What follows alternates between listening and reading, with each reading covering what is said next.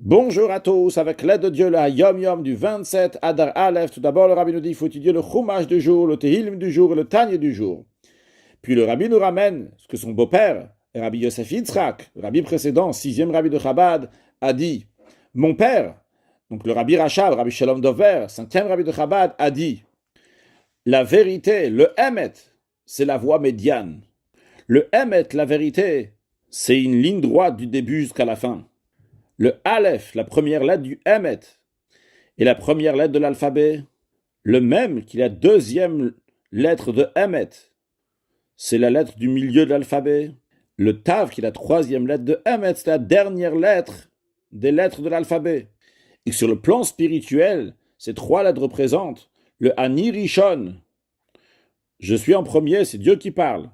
Ça, c'est le Aleph. Puis Vani Acharon, je suis le dernier, qui est le Tav de Emet. Umibalad ayed Elokim, et à part moi, il n'y a pas de Dieu, qui représente le même de Emet. D'où le Emet, c'est une ligne droite du début jusqu'à la fin. Et pour réussir à travailler dans ce monde, il faut le Emet, la vérité qui est cette voie médiane.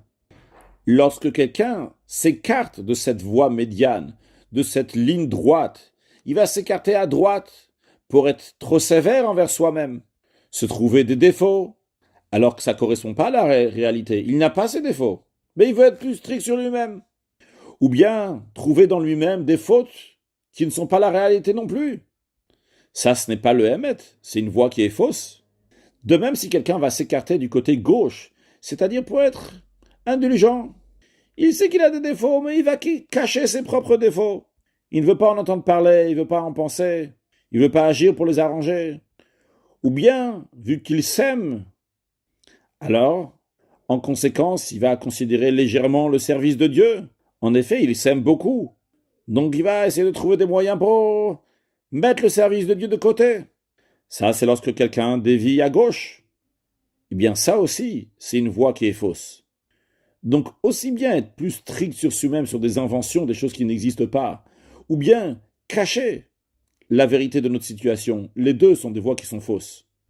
Dans la lettre que le rabbi précédent écrit, en rappelant ce que son père, le rabbi Rachab, a dit, lorsqu'il s'est adressé aux Tmimim, aux jeunes qui étudient dans la yeshiva du rabbi Rachab, Tomchet Tmimim, il rajoute ce que son père a dit. Rappelez-vous Tmimim, la vérité c'est la voie médiane, et je suis garant que celui qui va aller dans cette voie médiane, dans son service de Dieu, au quotidien, que ce soit quelqu'un qui étudie la Torah, que ce soit quelqu'un qui est dans le commerce, je suis garant qu'il va réussir. Alors nous allons suivre cette voie de vérité qui est la voie médiane, et c'est sûr et certain qu'on va réussir tous ensemble à amener Mashiach Now un excellent Yom.